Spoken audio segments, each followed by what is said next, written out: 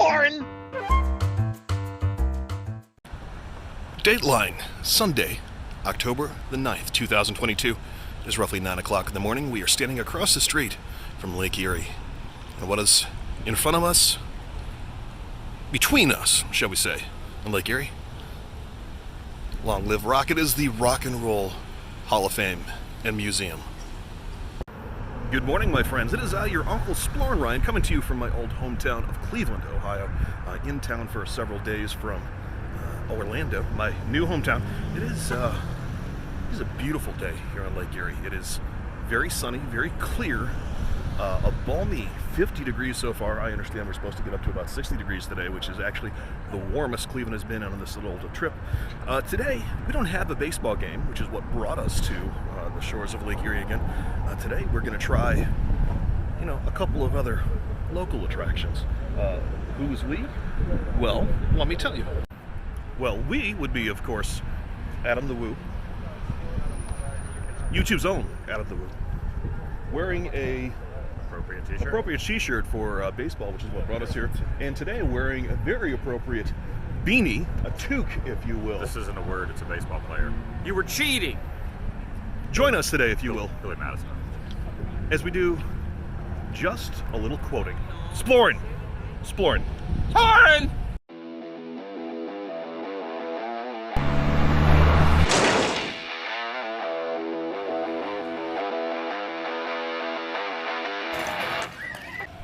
Off in the distance, we could hear the national anthem being sung at First Energy Stadium, which is off in the distance there.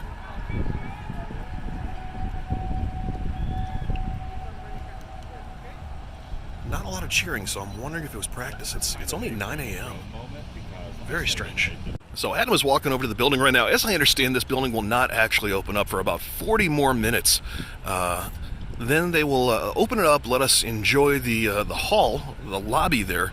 Lobby is kind of a freebie. There's also, at least there used to be when I was here before, there was a store where you could buy CDs. Obviously, CDs not quite the big thing that they used to be. And then you pay your admission and you can go a little further into the building. Adam's just noticed over here is Johnny Cash's tour bus. That certainly was not part of the outdoor exhibit last time I was here. But last time I was here was also probably about, 15, 20 years ago. Being a fan of the Man in Black, of course, that is worth me stepping over to give it a look-see. There it is, currently covered by midges, or Canadian soldiers. If you're not familiar with them, they are bugs that blow in from the lake a couple times a year here in Lake Erie.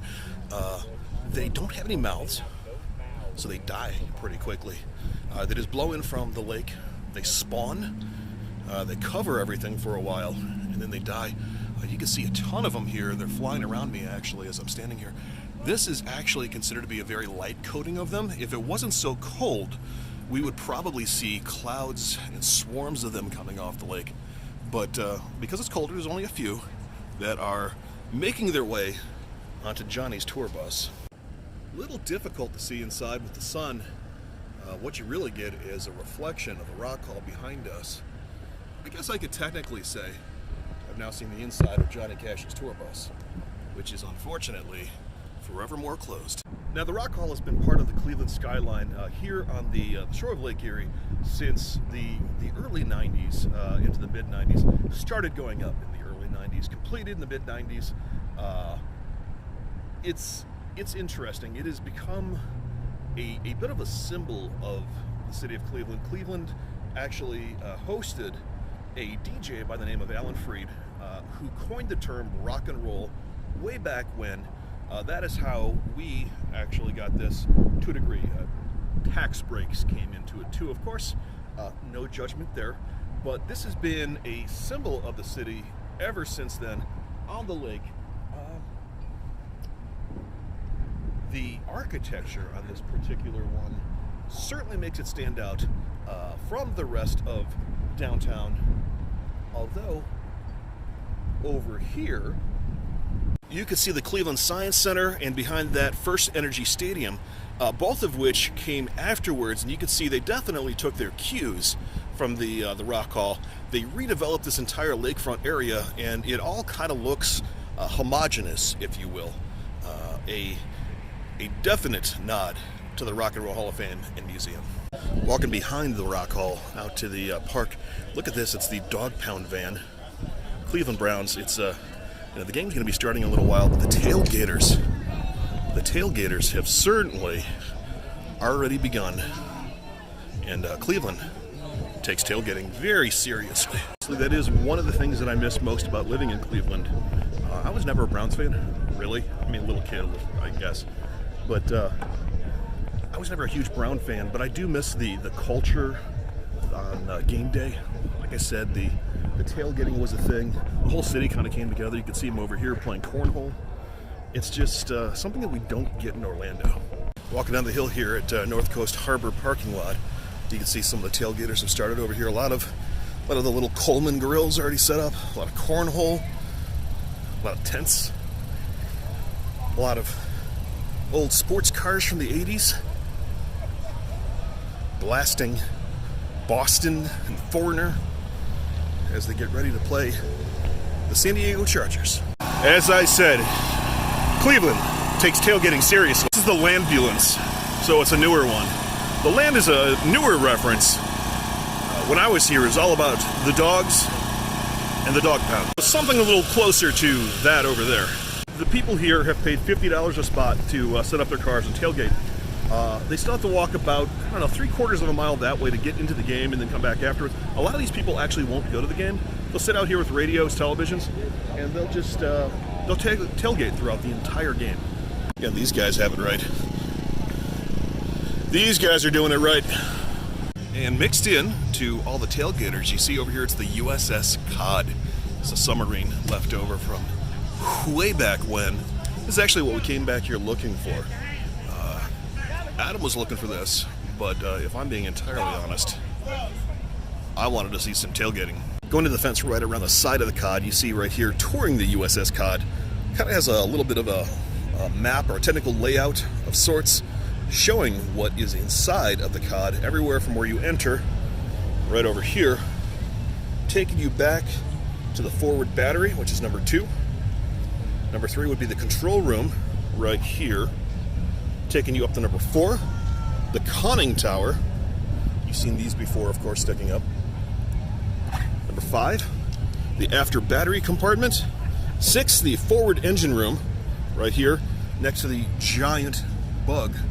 Number 7, the aft engine room. Number 8, the maneuvering room. And number 9, the torpedo room, which I'm pretty sure is empty, or at least not holding the live ammunition anymore. And that is all over there at the USS Cod. Usually open for tours. I'm not sure if they are open right now. Being a Sunday and being a tailgating day, this might be one of those days where they say, just not worth staffing today. 10 o'clock has rolled around, the Rock Hall is opening, and in the 10 minutes or so that we were gone, look at the size of the line that has built up. Rock is obviously not dead. Probably worth mentioning, there's going to be a lot of music in the background of this particular video. Cleveland, being the Rock and Roll Hall of Fame city, really embraces the 60s and the 70s in particular. Right now we've got some Santana playing. You're going to hear a lot of that type of thing when you come down here. Anywhere in Cleveland, really, they're going to be blasting all that stuff. It's the stuff that at least used to be on Magic 105.7 WMJI. Very famous call signal here. Also worth mentioning, there are radio shows that still broadcast right outside of the, right inside of the building behind me, that you could find on Sirius XM. We have now stepped into the Rock and Roll Hall of Fame and Museum. I have not been in here, as I mentioned, for several years. You can see it's quite red, quite black. A lot of Beatles stuff going on right now. PNC Stage you see over there. I actually watched Disturbed play there way back before they were really big. I want to say about 20 odd years ago. Definitely some cool exhibits here in the lobby as well. We're going to start the tour as recommended downstairs. Right behind me, though, CBGB. It's the original awning from New York City.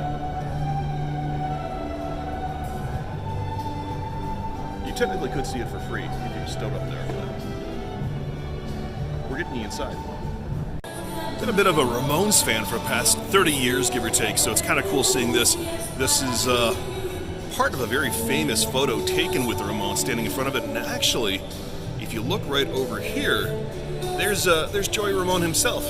So if we could just get him over there where Adam is standing, well, we'd be all set, wouldn't we? This is kind of cool. I've seen this suit before. This is Ray Charles's suit right here, next to Aretha Franklin's dress, in a jumpsuit that you look at it and you know it has to be Mr. James Brown, the godfather of soul. All together in one shot. That's absolutely mind-blowing. Little exhibit here on the early influences. You see Howlin' Wolf, Mr. Les Paul, whose guitars are still considered to be some of the top in rock. Got the Ink Spots, Bessie Smith, Dinah Washington, the Soul Stirrers, Mahalia Jackson, Woody Guthrie, and Bill Monroe. Some of these names are obviously a little bit more memorable than others in today's modern culture, but certainly these are some of the folks that led us to where we are now. Mr. Nat King Cole has always been a big favorite of mine. Right here. Same thing with Louis Armstrong here.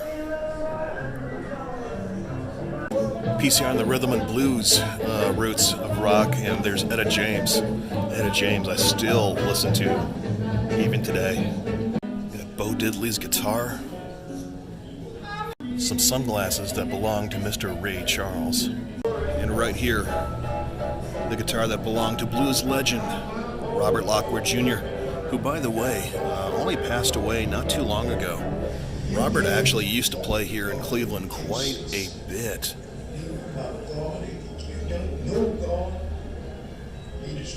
Last show was in 2006 at the age of 91 years old. I believe he actually lived here in Cleveland.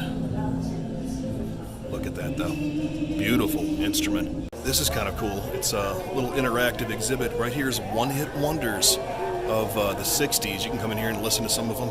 Over here, it's the songs that shaped rock and roll. It's the 1950s that they've got, that they're looking at here. Over here, one-hit wonders again. Looks like that's more of the 70s. And of course, the songs that shaped rock and roll, the 1960s search results over here. Suddenly, I can't think of any that I want to look up. So let's just hit the Q button. Can't be too many that begin with Q, right? Apparently none of them begin with Q. Okay, let's do previous. Let's go with something. Let's use the letter D. King Harvest, Dancing in the Moonlight. Yeah, we know that one, right?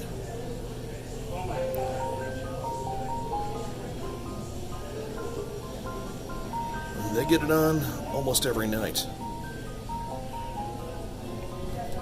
You look up and you can see what we got.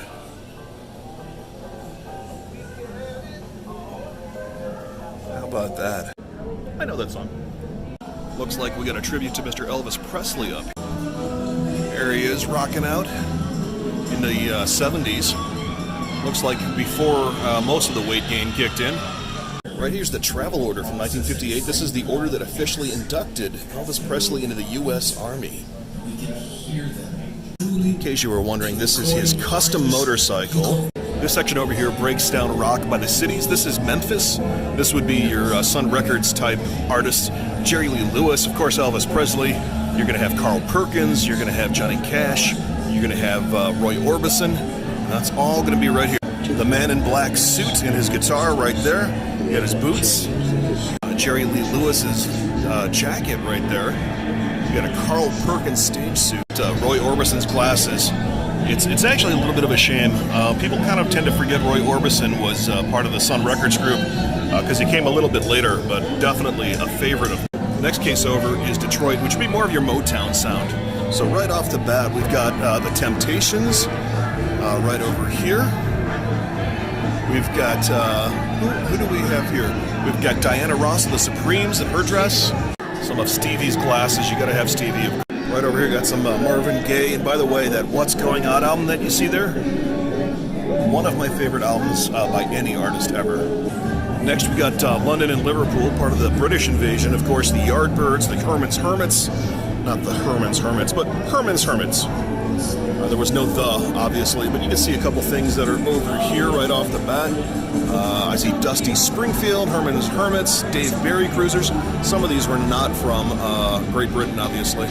Moving along to San Francisco, that's more of your, well, for lack of a better word, some of your more hippie type music of the late 60s. Protest rock, a lot of it. Got a few pieces here from Jefferson's Airplane, Grateful Dead banjo. John Cipollina of Quicksilver, you see his Batman shirt here. Obviously this is back in the 60s, during the time where Batmania was sweeping the nation. A couple of cool instruments over here. Number 16, you see there is the Quicksilver electric bass right here. And next to that one, we've got a guitar, obviously. Moving on a little bit, we get to Los Angeles. I see some Fleetwood Mac items. I'm a big Fleetwood Mac fan. And Stevie Nicks' dress right here for him. I see some Buffalo Springfield and Joni Mitchell over there. Once you get over here, you're more in your London, your Los Angeles, your New York punk. A little closer to my era and a little closer to my taste in music generally. But you can see some items from Blondie over there. You can see some New York Dolls. You see the Misfits, obviously, right there. The Misfits right next to the Ramones. The Ramones were one of my personal favorites, still remain one of my personal favorites. The Talking Heads. Right there, you got the Sex Pistols, again, also one of my favorites from the time. London Calling, The Clash. Dee Dee Ramone's bass right there. Dee Dee was one of the ones that kind of got me into bass to begin with. Of course, you got your Seattle sound over here. I see Neil Young right off the bat. But obviously Nirvana is usually a little bit more closely associated with. Looks like we also got Mudhoney and the Melvins. My biggest genre has always, of course, been heavy metal. And right off the bat, Rob Halford from Judas Priest. This is one of his coats. I still wear something very similar to this on stage. Right over here, you've got the original music for Holy Diver, Rodney James Dio. Definitely a favorite, and I love that song. You got some Black Sabbath going on over here. This Dean Washburn, I can only imagine, is Dimebag Darrell. Yes, it is. Very cool. Right over here, David Ellefson's bass. David Ellefson was the biggest influence when I was younger on my bass playing, as was Cliff Burton of Metallica. This is also his. In fact, if you threw some Iron Maiden in there, you would have my holy trinity. Sepultura, Chaos AD. James Dio, by the way, greatest metal singer of all time right there. Angus Young of AC/DC, one of the bigger influences when I was younger as well. And of course, Alice Cooper's boots. Still love Alice Cooper. By the way, right there, that jacket you see is Bruce Dickinson from Iron Maiden. I would have to say Bruce Dickinson and Rodney James Dio, who I mentioned over there, two greatest metal singers of all time, in my opinion. Although you've definitely got to give it up to Rob Halford from Judas Priest over there. To Adam, it's been a long time since I was here. It's probably down here. It's been since high school, and I graduated in the late '90s. So you probably call it mid-'90s last time I was here, and this is vastly expanded. When I was here before, it was not as diverse in terms of what they were showing. Obviously, throughout the years, they've picked up more and more exhibits. What they have right now has something for everyone, and so far, I'm very, very impressed with this. Definitely worth a stop in today. Looks like right here they got a pretty big ode to the Rolling Stones going on. You got a lot of Mick represented right here, obviously. That is a lot of Flash that you see. And of course the other big group, the Beatles, certainly need no introduction. They've got quite the footprint here as well. Adam over here is a big fan of the Beatles. All right, all joking aside, let me ask you, George Harrison or John Lennon, better guitar player post Beatles? If you had to pick one that you would just sit down and listen to their albums all the way through, singer, songwriter, guitar player. Lennon, 100%. But he's got his mind set on you. No, that was Harrison. Yeah.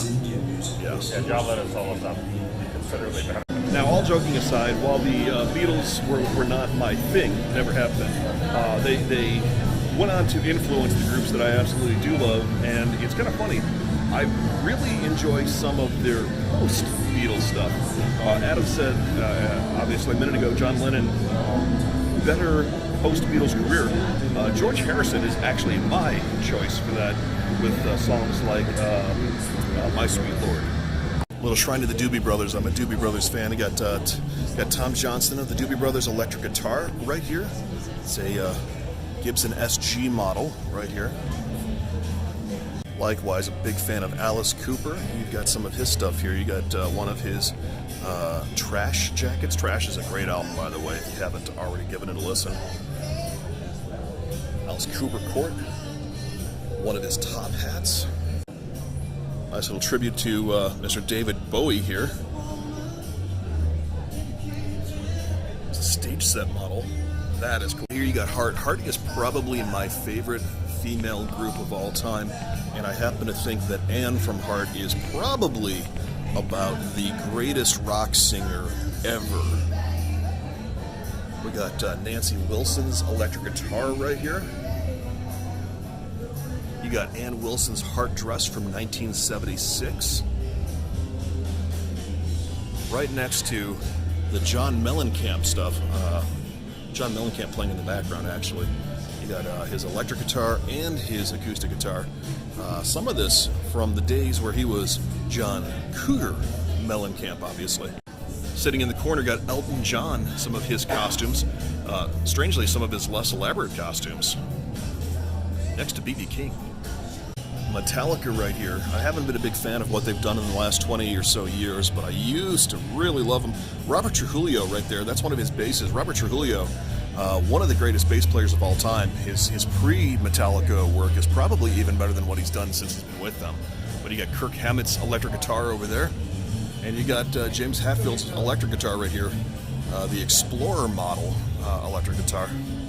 And of course, Lars Ulrich's drums. Jimi Hendrix right here. Again, another one of those artists that I never really got into. I never bought a Jimi Hendrix album, but I respect what he did, because he really did influence a lot of the groups that I love.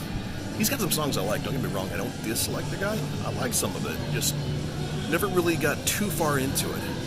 But some of the stuff they have here is incredible nonetheless.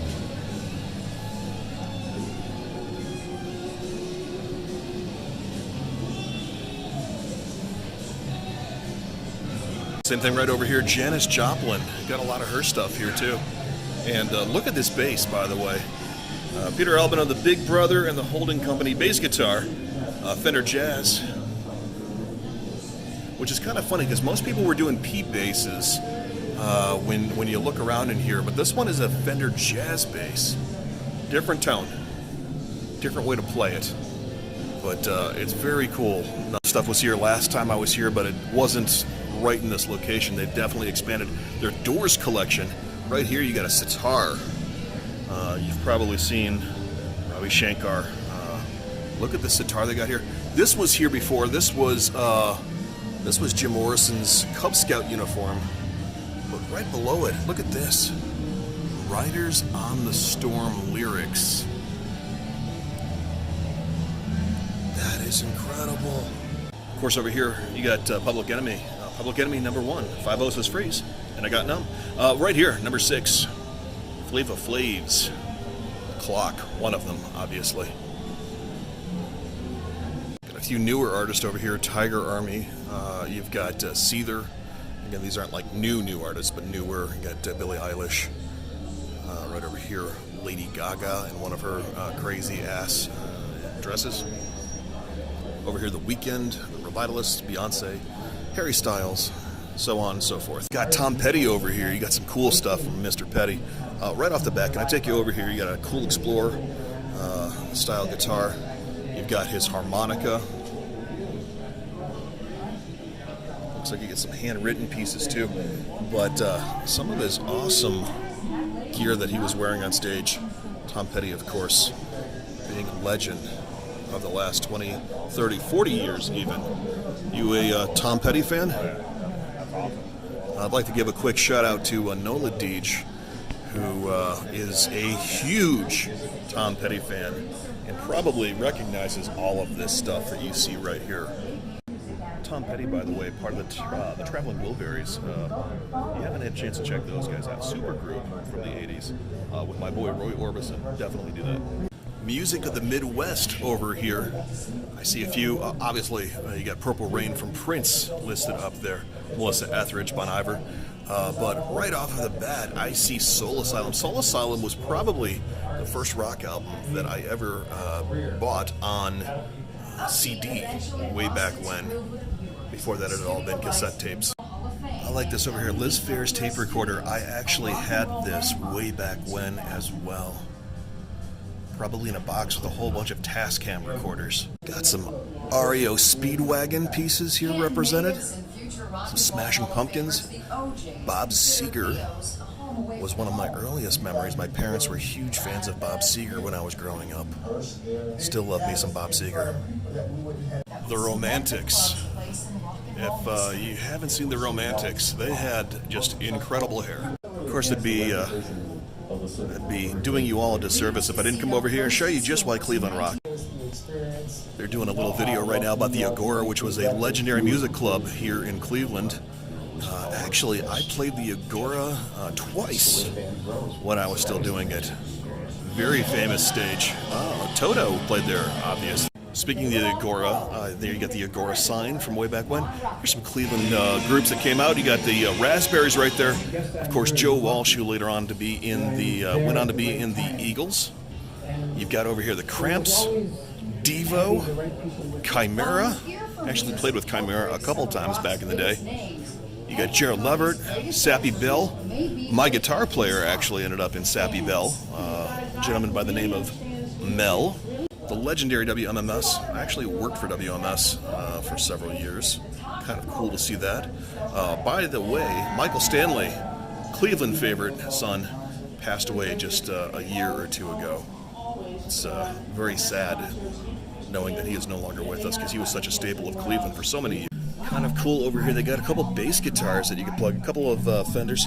You can plug it into the stack over here. They've got some songs you could play with. You've got let's see, Stevie Nicks, Led Zeppelin, Van Halen, Nirvana. Kind of cool, and you could play along with the songs or free play. The stage is yours. Deep tone. Oh, you could choose your tone as well.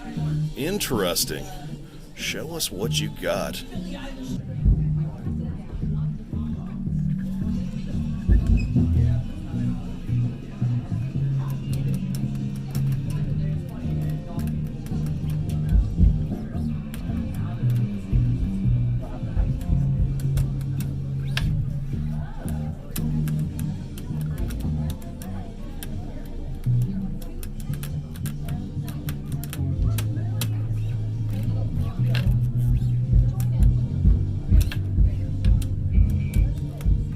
Looks like they actually got a studio over there with some keyboards set up as well. We are going to head upstairs now to the actual Rock and Roll Hall of Fame portion of it. The rest of it was the museum. This is part of the museum, obviously, but the Hall of Fame itself is at the top. Here you go. You can actually see it's opened up. It used to be in a dark room. Got groups, People, B.B. King, Carl Perkins, Smokey Rock, the Yardbirds, Dire Straits, which I'm a very big fan of, Pearl Jam, Black Sabbath, the Sex Pistols, who I hear aren't entirely happy about this. Quite literally dozens and dozens of others too. It's a little overwhelming, actually. Ooh, ZZ Top. Look at this bass. That's awesome. Isn't it though? By the way, right there, Reach Out and I'll Be There. That is probably my favorite Motown group of all time. That would be the Four Tops. And right there is the man that I credit with starting it all. Not the gentleman that just walked through, but Chuck Berry right there. Chuck Berry and his electric guitar. Honestly, I don't believe rock would be what it is if it weren't for Chuck Berry. One of the exhibits that the Rock Hall is known for is this. This is the Pink Floyd stage dressing for the wall. which is unusual, to say the least.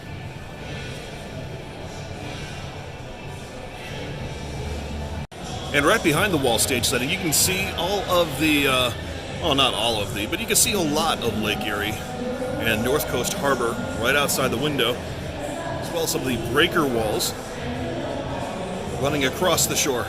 Not to mention some of the leaves on the trees outside are starting to turn for fall. It is absolutely beautiful out there today, and Rock Hall does provide a great view of that. If you've been watching the channel at any length, you know that I don't take a whole lot of things seriously, and at times I do give my hometown a lot of flack. I poke it in the ribs quite a bit, but this time of year, the city truly is absolutely gorgeous. If you get a chance to come to Cleveland, summer obviously is probably the best time to come if you want to get out and about, but if you just want to see some of the natural beauty of Cleveland and what Cleveland really is, you can't beat early autumn, like, you know, last week of September through first week of November even. Right now you see Adam filming the Michael Jackson jacket. This is the Michael Jackson jacket from Thriller. Oh my gosh, look at this. This is crazy. And it's autographed too. I mean, this one is legendary as well. Look at this. And what? Michael Jackson Album of the Year, Thriller. It's his Grammy from 1984. I think we all remember these shoes too. Doing a little moonwalking. Right here's the lyrics to Enter Sandman from Metallica. Obviously this is an early version of it because you can see all the kind of scribble. Bob Dylan's guitar. Joan Jett. Here are the handwritten lyrics for I Hate Myself for Loving You.